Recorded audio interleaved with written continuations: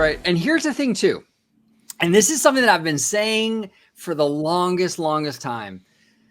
When it comes to Disney, they always find a way, right? And what we know about this Tokyo Disneyland Space Mountain is that, like we said earlier, it's very much a hybrid of Space Mountain and TRON. Yeah. Right. So maybe this is like Tokyo's way of sort of incorporating the TRON elements into their Tomorrowland without actually putting a TRON coaster proper in their land, right? Well, that would be perfect for Disneyland because the TRON coaster is a very big attraction, right? It would take a lot of reworking to get that in Anaheim. Not impossible, but they can do it. Maybe this is the solution for Anaheim, is to sort of take Space Mountain and TRON and sort of take the best of both, smush them together, and you get basically this. You kind of get the best of both worlds. Seems like that's what Tokyo is doing. And honestly, I'll be real with you. I mean, if Tokyo's doing it, it can't be that bad. Oriental Land Company has a fantastic track record.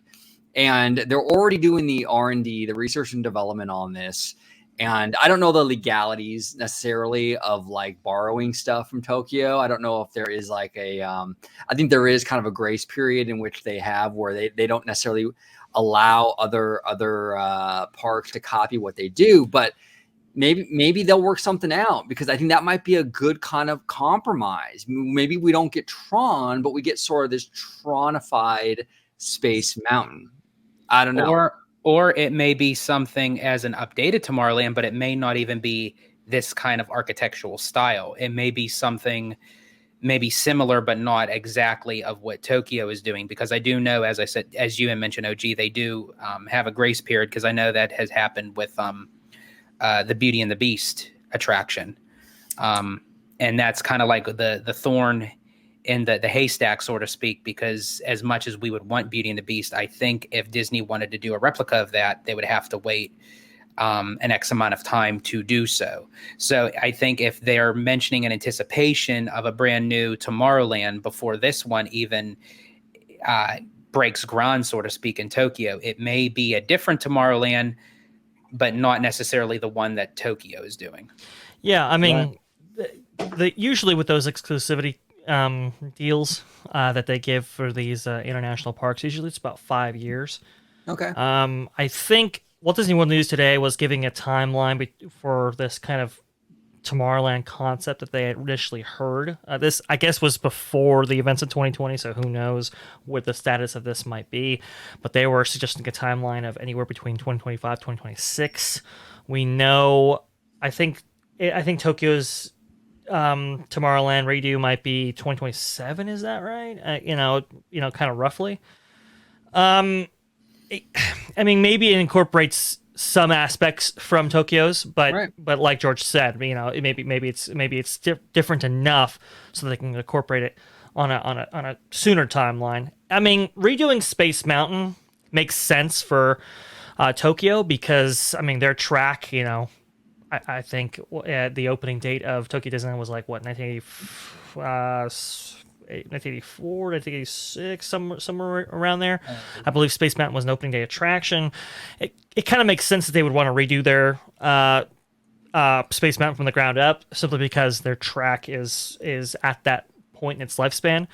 Whereas Anaheim had just had a whole track redo. Right. Back in 2005, so it doesn't quite make sense for us. I don't know if they're going to go that far to redo our Space Mountain, but they might. I mean, OG, you might be right. They might be incorporating TRON elements into that, and building out that facility and so forth. It's a really interesting thing. But Theme Park Casual brings up a great point, which is kind of my point, right? Which is like, listen, this has all the hallmarks of another 1998 disaster all over again. You've got the company going through, kind of these bad financial times. They're very fiscally conservative, as we would say, right? They're cutting back on not just the operations of the parks, but capital expenditures. We just saw Epcot's new concept, right? And that was not quite what was promised back in the day when we started tearing buildings down. So I just worry, especially seeing the Epcot concept art, I just worry about are we headed towards this direction all over again? Is it we're gonna slash the budget to death, and what we get is what we get, and that's gonna be that way for 20 plus years, or are we actually gonna do it right? Because in my mind, if you can't do it right, it's not worth doing it all.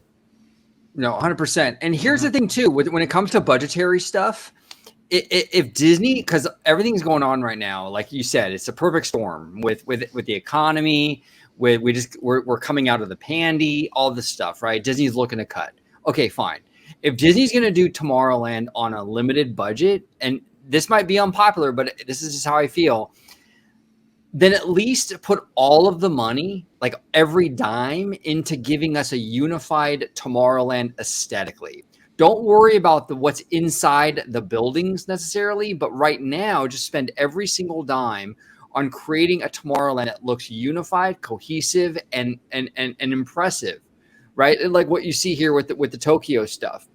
That same kind of aesthetics or something like that visually is appealing. And then in a few years, when the money is more available, then you can go in there and maybe replace, Buzz Lightyear Astro Blasters and maybe figure out maybe what to do with Star Tours and things like that. But at least get the aesthetics right. If you're going to be on a limited budget, at least get the look of the land right. Tear down the people mover track and kind of go that direction. What do you think, George, in terms of what Casual's saying here? Do they have the budget for a proper Tomorrowland redo? He's saying he's nervous. He's been through the '98 Tomorrowland. What are your thoughts on that? That is a major concern, because knowing Disney's track record with that, especially with Tomorrowland, it's usually not a good way of that. They have a vision in their mind, but then when it's completed, you look at it and it's like, okay, from paper to actual physical structure, it's just not there. And that is concerning. However, I'm going to try to stay optimistic and say, because that they are really pushing with Disneyland forward, and knowing that there's going to be so many things in the pipeline for Disneyland. And as much as we're probably all tired of hearing it, but I'm going to bring it up because it's part of the conversation, especially what a lot is going on right now in Florida for Walt Disney World. I think as far as the parks go, they're going to try to aim more towards Disneyland for right now. And I personally feel like that if they're going to want Disneyland Forward to succeed within the coming years, into like 5, 10, 15 years, that the pipeline, that I think that they're going to have so much of a budget that even if they were to kind of say, hey, you know what, even if we have to pull back some things from Florida, let's put it all in for Disneyland. And as of right now, I think for Space Mountain goes, I don't really think we're going to get a whole entire Space Mountain like Tokyo is doing. But I think that the outer part of the land itself, if you actually look at the concept art, it has this very, and call me a nerd, I'm a big fan of the 2015 film Tomorrowland, and it kind of gives me that vibe when you look at that land. It's very open.